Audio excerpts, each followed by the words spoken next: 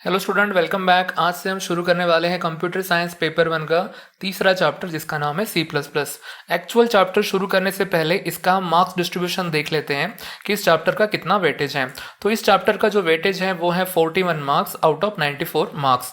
तो ये जो 94 मार्क्स मैंने यहाँ पे बताया है वो इंक्लूडिंग एक्स्ट्रास क्वेश्चन हैं जो हमारे एग्जाम में पूछे जाते हैं। तो हमें देखना है कि आप एक्चुअल इसके ऊपर कितने मार्क्स स्कोर कर पाओगे आउट ऑफ 50 मार्क्स में से। जो हमारे मैक्सिमम मार्क्स आप पेपर 1 में स्कोर कर सकते हैं थ्योरी पेपर में वो 50 मार्क्स हैं। तो हम देखेंगे कि इसमें actual C plus plus chapter में से आप कितना स्कोर कर पाओगे।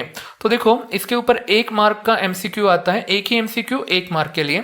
तो आपको तो पता ही है कि 4 एमसीक्यू पूछे जाते हैं पेपर 1 में। जो बाकी के 3 एमसीक्यू हैं, जो हमारे बचे हुए 3 चैप्टर्स है, उसमें से आपको एक एक करके वहां पे पूछे जाएंगे। तो ऐसे 4 चैप्टर है हमारे पेपर 1 में और 4 एमसीक्यू यहाँ पे आएंगे। तो उसके बाद 4 क्वेश्चन आते हैं 3 मार्क्स वाले, यानी टोटल मार्क्स एंगेज हो गए 12 मार्क्स। ओके, ये 3 मार्क्स वाले क्वेश्चन होते हैं। इसके बाद 2 क्वेश्चन आते हैं 4 मार्क्स वाले और इसके ऊपर 8 मार्क्स एंगेज हो जाते हैं। अगर आप इसकी टोटल करोगे तो यहाँ पे आपको 21 मार्क्स दिखेंगे, यानी कि थ्योरी के ऊपर, इस चैप्टर में थ्योरी के ऊपर आपको मिलेंगे 21 मार्क्स। और पता है इतने ही वेटेज का हमारे पास और एक चैप्टर है, यानी कि कंप्यूटर साइंस पेपर 1 का पहला चैप्टर वो जो होता है ऑपरेटिंग सिस्टम, उसका वेटेज भी 21 है। यानी कि पता है अगर आप सिर्फ सी प्लस प्लस की थ्योरी करते हैं, पूरे बहुत अच्छे से करते हैं, तो आप आगे जाके यानी कि जब एग्जाम के टाइम पे आप पहला चैप्टर स्किप कर सकते हैं। पढ़ने वाले तो हम भी वो भी चैप्टर हैं, बट अगर आपकी किसी वजह से आपकी पूरी पढ़ाई नहीं हुई है या फिर आपने पहला चैप्टर मिस कर दिया तो डरने की बात नहीं है। अगर आप सी प्लस प्लस बहुत अच्छे से करते हैं तो पहले चैप्टर को आप स्किप कर सकते हैं। बट हम ऐसा करेंगे नहीं, हम उसे भी पढ़ेंगे। उसका जो ईजी पोर्शन है वो भी आप अच्छे से करना। सी प्लस प्लस चैप्टर इतना बड़ा चैप्टर है ये कि इसमें कुछ क्वेश्चन बहुत हार्ड हो सकते हैं, तो उसे भी आप स्किप कर सकते हैं और ऑपरेटिंग सिस्टम को आप प्रेफरेंस दे सकते हैं।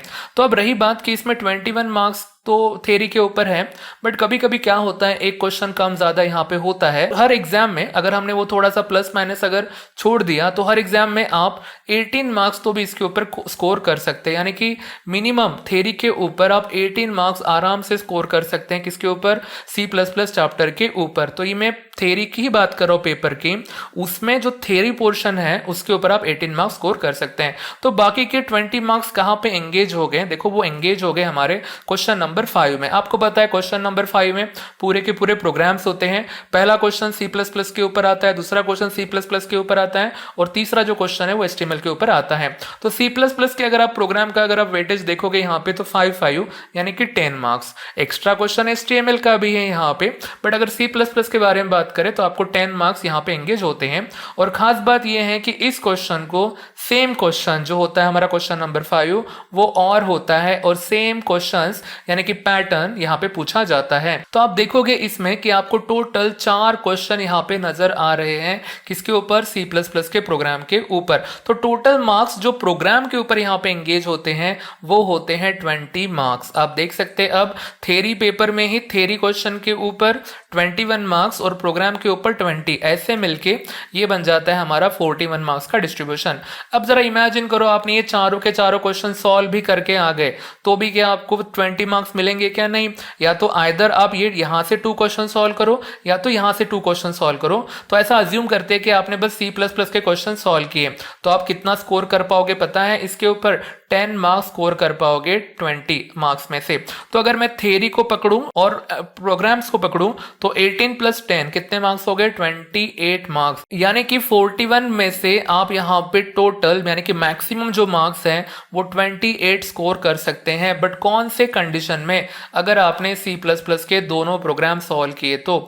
अगर आपने एक सी प्लस प्लस का प्रोग्राम सॉल्व किया और एक एचटीएमएल का प्रोग्राम सॉल्व किया तो आपके 5 मार्क्स वैसे भी कम हो जाएंगे, यानी वेटेज में से कम हो जाएंगे, मेरा ऐसा कहना है। अदरवाइज ये 10 मार्क का क्वेश्चन है, आपने एचटीएमएल का एक सॉल्व किया और एक सी प्लस प्लस का सॉल्व किया तो कोई फर्क नहीं पड़ने वाला है। बट ऐसी मिस्टेक मत करना कि पहले और के पहले वाले क्वेश्चन में से एक सॉल्व किया और के दूसरे वाले में से एक क्वेश्चन सॉल्व किया तो भी आपने सिर्फ एक ही क्वेश्चन सॉल्व किया है। भले ही आपके दोनों क्वेश्चंस बराबर होंगे, इसमें से और इसमें से एक ही क्वेश्चन कंसीडर किया जाएगा।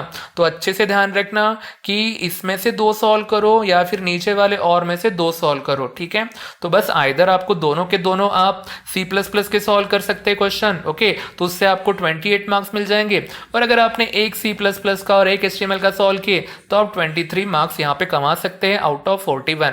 तो मेरी एडवाइस है कि जब आप ऐसे क्वेश्चन सॉल्व करोगे तो आप तीनों क्वेश्चन सॉल्व करके आओ कोई भी ग्रुप में से। पहले जो हमारे 2 C++ के क्वेश्चन है उसे भी सॉल्व करो और HTML भी सॉल्व करो। क्या पता, किसे पता कि कोई क्वेश्चन हमारा गलत हो जाए एग्जाम के टाइम के ऊपर, तो ऐसा रिस्क नहीं लेने का। आप 3 क्वेश्चन सॉल्व करके आओ कोई भी ग्रुप में से, और बहुत ही आपके पास टाइम है तो 6 के 6 क्वेश्चन भी आप सॉल्व कर सकते हैं। जो बराबर रहेंगे उसके ऊपर आपको मार्क्स मिलेंगे। तो ये हमारा वेटेज, एक तो 28 मार्क भी मिल सकते हैं आपको, या तो 23 भी मार्क्स यहाँ पे मिल सकते हैं। जो हमारा दूसरा चैप्टर था डेटा स्ट्रक्चर, उसके ऊपर आप कितने मार्क्स कमा सकते हैं? 17 मार्क्स कमा सकते हैं। ये हम ऑलरेडी स्टडी कर चुके हैं, ठीक है।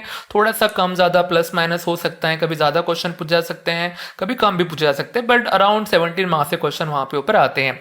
और हमने एक 4th चैप्टर भी कंप्लीट किया था, उसका नाम है HTML, और यहाँ पे देखो मैंने वेटेज बताया है 4 मार्क्स। तो मैंने 4 मार्क्स इसलिए बताया है क्योंकि अगर आपने पूरे क्वेश्चन भी सॉल्व किए HTML के तो आपको ज़्यादा से ज़्यादा 9 मार्क्स ही मिलेंगे।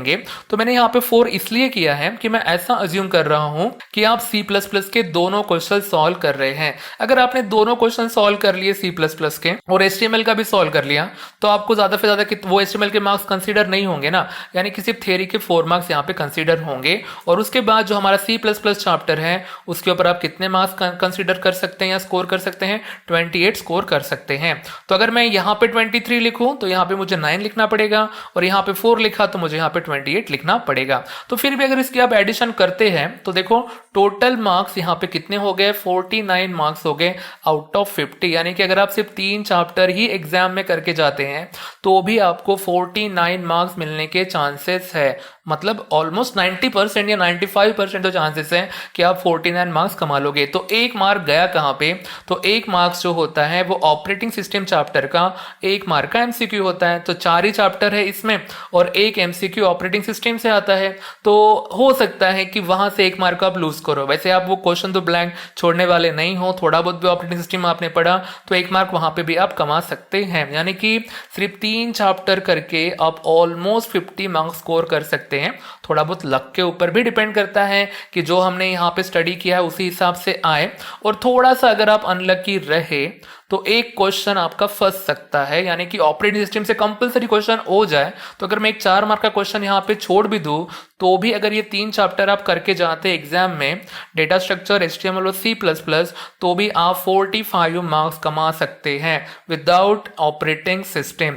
पर मैं आपको पहले ही बता दूं कि ऑपरेटिंग सिस्टम भी हम चैप्टर पढ़ने वाले हैं और C++ भी पढ़ने वाले हैं। हम इतना रिस्क नहीं ले सकते हैं कि एकदम से उसे स्किप करने का।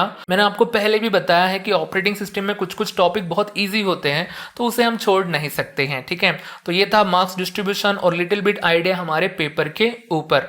तो बाद में जाके जब एग्जाम नज़दीक आएंगे ना तो मैं पूरा पेपर जो होते हैं, पेपर कैसे होते हैं उसके ऊपर भी मैं डेडिकेटेड वीडियो बनाऊंगा। फिलहाल तो हम हमारे पोर्शन के ऊपर ध्यान देते हैं कि वो कैसे कंप्लीट हो।